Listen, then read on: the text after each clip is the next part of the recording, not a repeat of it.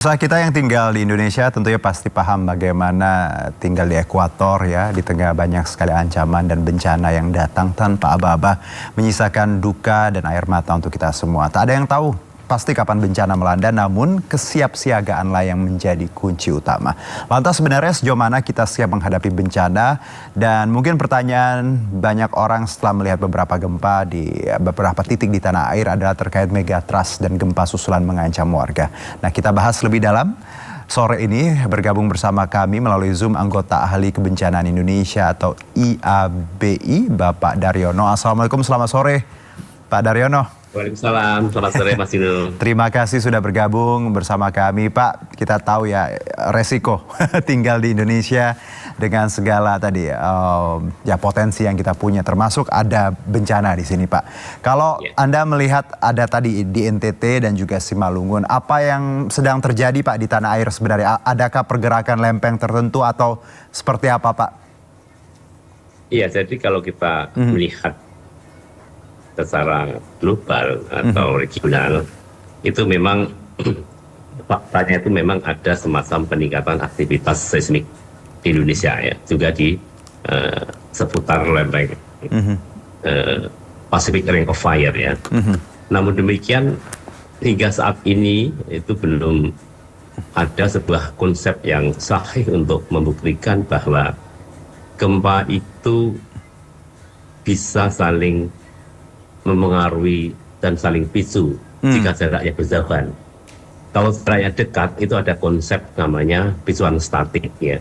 Jadi kalau sebuah gempa terjadi berkekuatan besar, kemudian dia akan menyebabkan terjadi perubahan stres, apakah itu stres positif atau negatif di dekatnya itu masih bisa, sehingga sumber gempa di dekatnya itu kalau sedang mengalami akumulasi maksimum atau stres tegangan yang sudah matang itu bisa terpicu gitu, seperti gempa Venezuela kemarin kan double seismik ya, 72 belum sampai 1 menit muncul 755. Nah itu bisa dijelaskan secara konseptual. Tapi kalau yang terjadi di Venezuela, kemudian di Jepang, kemudian di Kamchatka, kemudian di Filipina, kemudian di Indonesia, itu sampai sekarang belum ada. Sehingga sebagai seorang geoscientist ya, selama teori setelah empirik belum terbukti, maka kita mengatakan itu masih proses kebetulan saja. Jadi saya tidak bisa berspekulasi terkait dengan fenomena gempa yang beruntun ini bahwa ini adalah saling pisu. Jadi Pak Daryono, kalau ada anggapan atau asumsi bahwa kadang kan kita gini Pak, setelah ada beberapa titik misalnya kayak Kolombia gempa, lalu akan ada daerah lain gempa berpengaruh seperti itu ya Pak ya. Berarti belum bisa dibuktikan secara saintifik tadi ya Pak ya? Secara empirik belum bisa dibuktikan. Oke, tapi kalau kita lihat Pak, rangkaian ini kan sering terjadi ya Pak ya, bahwa ketika satu titik gempa misal Jepang ya, lalu tiba-tiba beberapa hari kemudian pindah ke Filipina. Ada nggak sih Pak analisa, walaupun tadi belum ada secara saintifik, apakah memang tren seperti ini biasa memang lumrah terjadi Pak? Ya, beberapa konsep yang masih debatable itu ada sebuah konsep di mana terjadi perubahan stres global gitu ya, sehingga ada tekanan-tekanan di kawasan tertentu dan kemudian berpindah. Tapi itu pun secara empirik belum ada konsep yang dijelaskan dengan baik, sehingga saat ini saya masih berpendapat bahwa fenomena ini ya kebetulan saja apabila terjadi gempa signifikan yang waktunya harus bersamaan, kemudian lokasi berdekatan, karena sumber gempa itu memiliki karakter unik ya, sehingga dia itu bisa menumpuk energi stres sendiri, kemudian melepaskan sendiri, itu ada periodisitasnya. Jadi tidak terpengaruh dengan sumber-sumber lain. Sepanjang yang kita pahami seperti itu dari konsep kegempaan itu, Mas Yunus. Oke, baik Pak. Karena ini kadang jadi pertanyaan kita juga ya, publik kadang juga ketika ada gempa, wah apakah ini akibat dari satu titik yang kemarin beberapa hari yang lalu. Nah Pak Daryono dan juga pemirsa, saya mau ngajak kita untuk melihat nih, ada grafis yang ada di layar, kita coba tampilkan ya Pak ya. Ini kalau kita lihat nih Pak ya, apakah kita perlu mewaspadai potensi Aduh, amit-amit deh Pak. Megatrust Pak. Ini kan jadi obrolan banyak orang Pak. Itu ada tuh, ada line-nya tuh, Sunda Megatrust. Ya ada dekat di bawah NTT dan juga tadi di atasnya Flores itu ya Pak. Nah kalau yang Sunda Megatrust ini Pak, ini kan pasti sampai ke Jawa dan Sumatera ya Pak ya, itu garisnya. Apa yang bisa kita pahami Pak terkait line atau lempeng ini Pak? Perlukah kita waspada Pak? Ya, itu sebuah fakta bahwa Indonesia itu memang memiliki banyak sekali sumber gempa ya. Kita memiliki 14 zona seismik 400 sesar aktif yang baru dikenali, sehingga ini sebuah realita yang harus kita terima dan dipahami. Dan ketika terjadi gempa ya tidak serta-merta sumber yang di dekat itu akan rilis gempa, tidak seperti itu. Sehingga itu kembali pada pendapat saya tadi bahwa setiap sumber gempa memang memiliki proses akumulasi tegangan sendiri-sendiri ya. Memiliki waktu periodisitas kapan matangnya, kapan lepasnya, sehingga itu antara masing-masing sumber gempa. Jadi tidak saling berjanji kemudian kapan kita lepas bareng atau kamu dulu kemudian aku akan lepas kemudian, tidak ada. Sehingga kita tahu bahwa gempa terjadi belum tentu memicu sumber gempa di dekatnya. Bagi contoh gempa Cianjur dulu itu kan juga di dekatnya ada sumber gempa Cimandiri, sumber gempa Lembang, sumber gempa Pagelaran, tapi berdekatan tapi tidak akan terpisu. Nah ini yang menjadikan dasar bahwa sebenarnya setiap sumber gempa itu memiliki otoritas, memiliki kegiatan sendiri yang tidak mudah dicampuri dan tidak dipengaruhi sumber gempa. Nah, kecuali kalau sumber gempa di dekatnya itu sudah matang juga, sama-sama sudah akumulasi stresnya maksimum, itu bisa terpicu seperti dulu Bali di Lombok ya tahun 2018 itu segmen tengah lepas karena barat timurnya matang, maka memicu yang bagian kemudian memicu yang barat hingga ada gempa triplet seperti itu.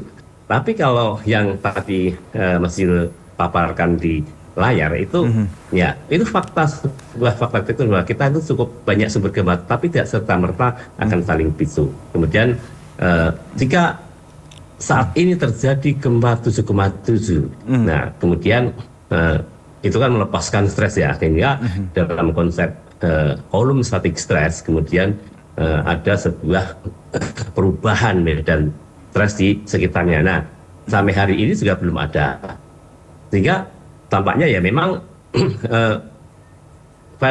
fault sesar yang di dekatnya itu ya memang belum matang, belum optimum, walaupun mendapat tekanan perubahan stres positif gitu Mas. Baik, jadi sebenarnya kalau tadi titik-titik mereka punya otoritas sendiri ya Pak ya. Jadi ketika memang di sebelahnya tidak mateng atau belum saatnya tidak akan terpengaruh lah, kurang lebih seperti itu ya Pak ya. Nah kalau yang di NTT Pak tadi boleh ditampilkan tidak pemirsa lagi, kita mau lihat lagi nih grafisnya ya, biar pemirsa juga melihat. Nah Pak, kalau di titik itu kan ada NTT ya Pak ya, lalu di bawahnya Megatrust Sunda seperti itu. Kalau dari argumen yang Bapak sebutkan tadi bahwa sebenarnya kalau dari titik sih jauh ya Pak, lumayan ya. Tidak saling berpengaruh sebenarnya. Kalau dari analisa Anda Pak, berarti yang Sunda Megatrust yang ditakuti ini ada atau ya goncangan gempa yang luar biasa yang diprediksi itu untuk saat ini ya Pak ya, bisa kita simpulkan bahwa apapun yang terjadi di NTT ya itu tidak kemungkinan tidak berpengaruh untuk Sunda Megatrust, kurang lebih seperti itu Pak ya. Ya.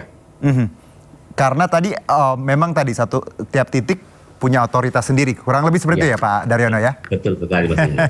Baik, nah Pak, kalau bicara mengenai wilayah Indonesia ini kan kita pulaunya luar biasa, 17.000 pulau seperti itu Pak, dan ya membentang dari Sumatera sampai Papua. Wilayah mana Pak yang memang rawan gempa dan yang less lah seperti itu Pak, yang tidak terlalu banyak gempa Pak? Kalau hasil pengamatan saya terkait dengan aktivitas gempa Indonesia itu hampir semua jalur megatrust itu memiliki tingkat aktivitas tinggi juga secara aktif. Nah, yang tidak memiliki aktivitas kegempaan yang tinggi ya di Pulau Sumatera bagian timur, kemudian Kalimantan Tengah ke barat, kemudian di selatan Papua, Merauke. Selainnya itu semuanya memiliki tingkat aktivitas seismisitas yang cukup tinggi. Meskipun aktivitas seismis yang tinggi itu belum tentu terjadi gempa besar. Karena memang aktivitas sesar itu kan jika terjadi pergeseran, itu akan menimbulkan gempa walaupun kecil ya. Hanya saja kawasan-kawasan tertentu dia memiliki kemampuan untuk mengakumulasi medan tegangan yang cukup besar, sehingga semakin lama periodisitas itu tersimpan, maka dia akan mengeluarkan energi gempa yang relatif besar. Itu yang terjadi, Mas. Oke, baik. Nah Pak, kalau kita bicara gempa dan kedalamannya Pak, ini juga berpengaruh ya Pak Daryono terkait tadi yang kita rasakan di permukaan. Kalau yang terjadi di NTT Pak, ini saya dengarkan kedalamannya 15 km, seperti itu. Koreksi kalau salah Pak. Anda melihat bahwa ini yang membuat akhirnya di atas juga guncangannya betul-betul kalau kita lihat ya Pak ya dari video yang kita punya cukup hebat ya Pak. Jadi kalau kerusakan akibat gempa itu tidak hanya disebabkan oleh magnitud, Mas Nino. Baik. Tetapi pusat gempa apakah berdekatan dengan kepadatan permukiman? Apakah tanah di daerah itu merupakan tanah lunak yang bisa beresonansi memperbesar guncangan. Kemudian apakah bangunan-bangunan yang ada di tempat tersebut memang memiliki standar yang aman gempa.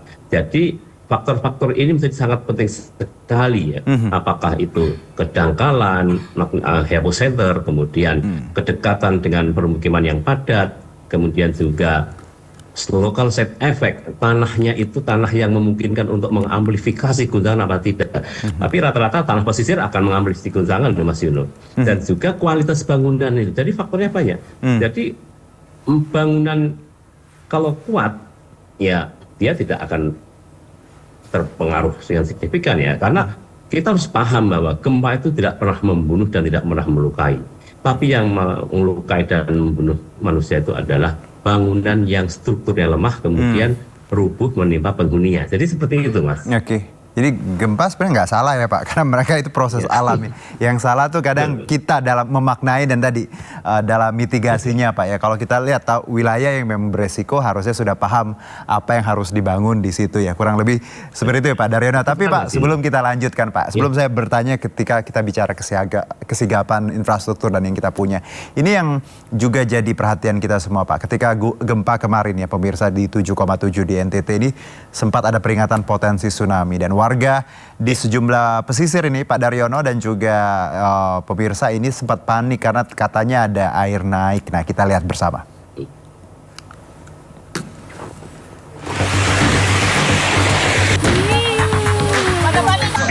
Air laut dia naik jadi di masyarakat dia Air laut di Pelabuhan Bonerate, Kepulauan Selayar, Sulawesi Selatan tiba-tiba surut usai gempa magnitudo 7,7 mengguncang dengan pusat gempa di wilayah Laut Flores.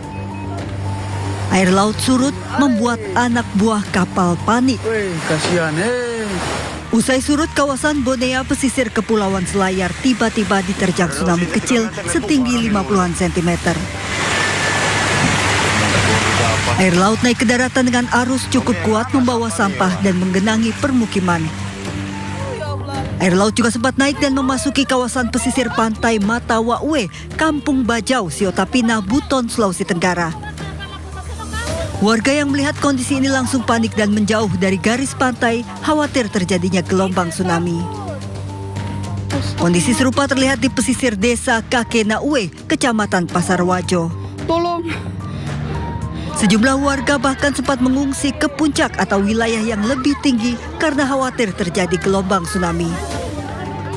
Kepanikan warga juga dipengaruhi trauma gempa Maumere tahun 1992. Saat itu gempa dan tsunami juga berdampak hingga ke Pulau Buton dan menyebabkan kerusakan jembatan serta rumah warga. BMKG mengeluarkan peringatan dini itu sampai di wilayah Kepulauan Buton, khususnya di Buton Selatan, Buton Kabupaten Buton, bahkan Kolaka juga terdeteksi ada kenaikan tinggi gelombang 0,3 meter sampai 0,5 meter. BMKG sudah mencabut peringatan dini tsunami. Warga yang sebelumnya mengungsi diminta tetap tenang dan kembali ke rumah. Warga diimbau tetap waspada serta mengikuti informasi resmi BMKG. Tim Liputan iNews melaporkan. Ya, Pak Daryono, kalau kita lihat tadi ada gelombang seperti itu ya, walaupun tidak tinggi, alhamdulillah ya, tidak terlalu signifikan seperti. Tapi ini ada potensi, Pak. Kalau kita lihat fenomena seperti ini, Pak ya, ketika gempa lalu air tiba-tiba surut, lalu baru dia naik lagi ya, Pak ya. Nah, sebenarnya Pak, ketika kita bicara mitigasi, memang ketika di pesisir ya, Pak, untuk warga yang ada di pesisir ketika gempa, mereka tuh bisa menganalisa ya, Pak, secara logika ya sederhana bahwa harus sudah lari ke dataran tinggi karena biasanya diikuti air surut.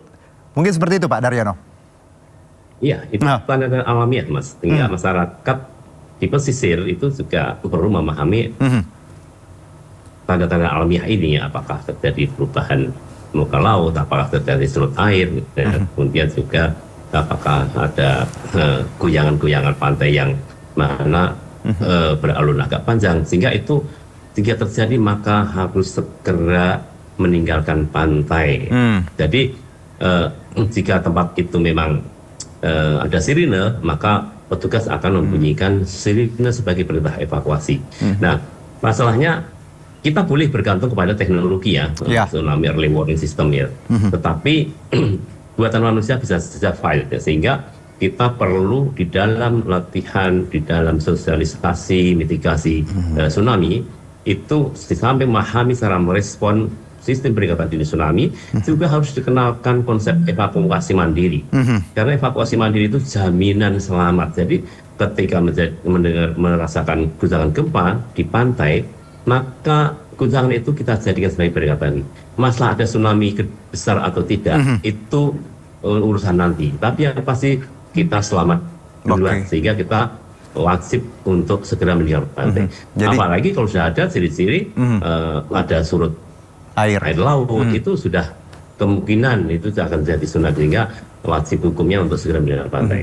Sampai kita tetap berpegang bahwa BMKG memberikan peringatan tsunami, sehingga kita harus segera meninggalkan pantai secepat mungkin. Lebih bagus lagi di pantai itu ada komunitas siaga tsunami yang sudah mengedukasi dan memiliki sistem perintah evakuasi, apakah sirine, apakah kentongan atau apa yang bisa secara massal bisa dipahami oleh masyarakat di situ, Mas. Oke, jadi pasti kita tuh punya ada waktu ya Pak, let's say ya gitu ya, untuk menganalisa dan segera bergerak ketika gempa terjadi. Untuk warga di pesisir ya, gempa terjadi langsung siap-siap naik ke atas, karena memang tadi ada rentan waktu yang masih kita bisa persiapkan ya Pak ya, untuk ke dataran tinggi. Karena kan tadi ada waktu jeda, air surut baru dia naik seperti itu. Nah Pak, dengan segala persiapan yang kita punya ya Pak, sebenarnya tadi edukasi yang kita punya, kalau kita lihat lagi di NTT ini kan gedungnya Pak ya, yang kita lihat di layar tadi kan itu kan cukup kokoh sebenarnya kelihatannya ya Pak ya, kuat gitu, tapi tetap runtuh seperti itu. Bagaimana kita ya Pak, khususnya pemerintah setempat, karena tadi seperti Pak Daryono bilang bahwa gempa tuh nggak salah, itu proses alam. Kita yang kurang tepat memahami ya Pak ya. Nah, apa yang harus dipersiapkan Pak, baik itu infrastruktur, bangunan yang di wilayah yang memang harusnya sudah tahu itu akan terjadi gempa ke depannya Pak? Iya, jadi Flores, tidak hanya Flores ya, Bali, Lombok, Sumbawa, Bima, Manggarai, Flores sampai ke Wetar, itu bersebelahan dengan sistem sesar Flores Trust ini. Dan ini ancaman permanen yang secara apa ya, periodisitas itu akan terjadi perulangan gempa-gempa itu Mas. Jadi gempa itu mengenai berulang. Nah, kalau kita nggak mampu untuk memprediksi kapan terjadinya, belum bisa, maka kita masih ada waktu untuk menyiapkan mitigasi. Sehingga mitigasi non struktural seperti sosialisasi, edukasi, termasuk liputan acara ini juga ini bagian dari non struktural ya.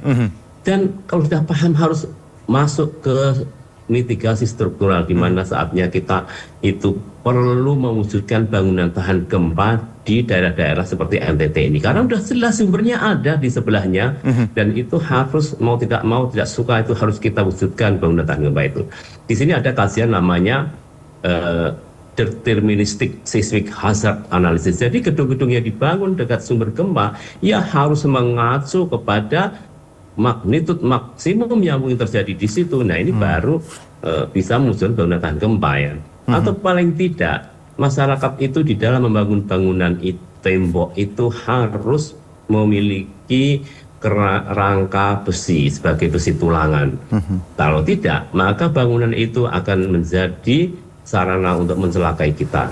Jadi gempa itu akan terjadi dan berulang lagi. Karena kan tahun 1992 juga terjadi di dekat situ juga. Ini juga sama saja kekuatan waktu itu 7,8, sekarang 7,7. Artinya perulangan periodisitas itu terjadi. Di samping kita wujud bangunan tahan gempa atau kalau belum mampu ramah gempa, Mas. Ramah gempa itu bangunan berbahan ringan dari kayu dan bambu.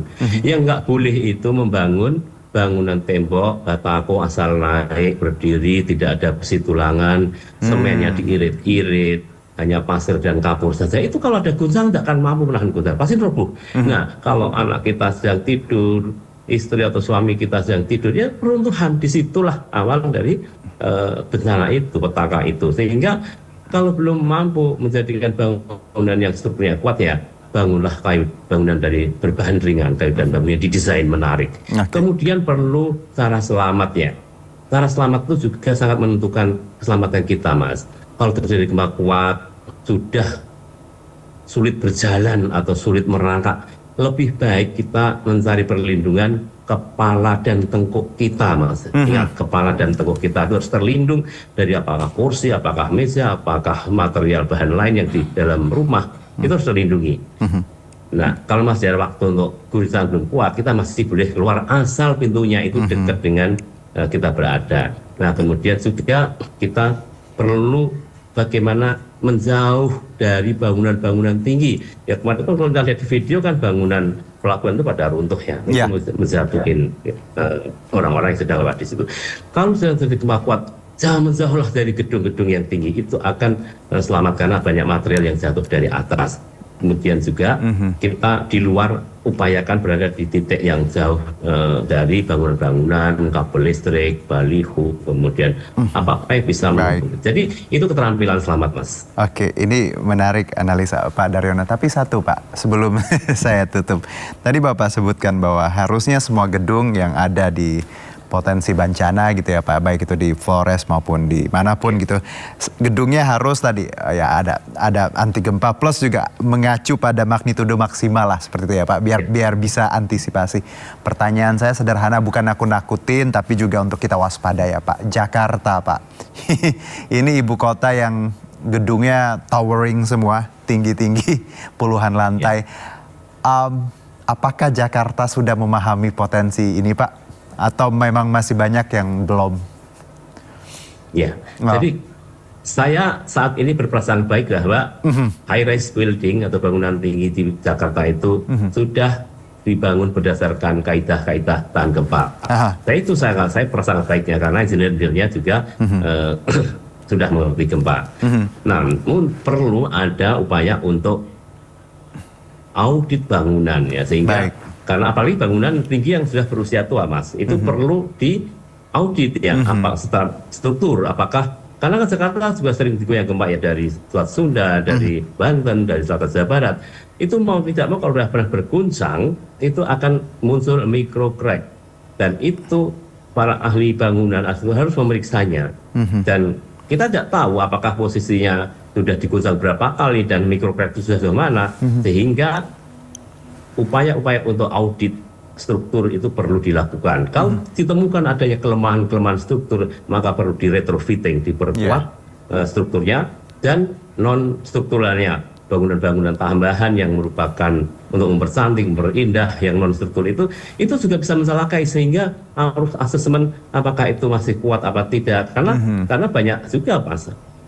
gedungnya nggak rubuh, tapi kejatuhan plafon, kejatuhan bangunan-bangunan tambahan itu atau tangganya itu rusak, karena kan bukan bangunan utama itu yang perlu diaudit, sehingga audit bangunan tidak hanya struktur tapi juga apa-apa yang dari gedung itu, termasuk juga lemari-lemari itu apakah terikat dinding dengan kuat, dengan diskrup, diikat kuat, sehingga bangunan-bangunan ruangan yang ada kacanya itu apakah benar-benar menggunakan kaca yang aman jika terjadi Baik. guncangan besar.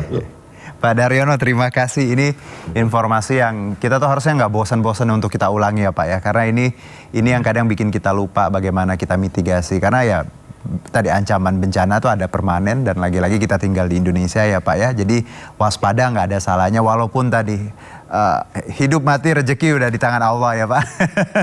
Baik Pak Daryono, terima kasih banyak atas waktunya. Nanti insya Allah kalau kita ada bahasan yang terkait boleh kita undang lagi ya Pak ya. Sehat-sehat Pak Daryono. Pemirsa, demikian tadi bersama Pak Daryono, anggota ahli kebencanaan Indonesia. Dan selamat beraktivitas kembali Pak. Terima kasih.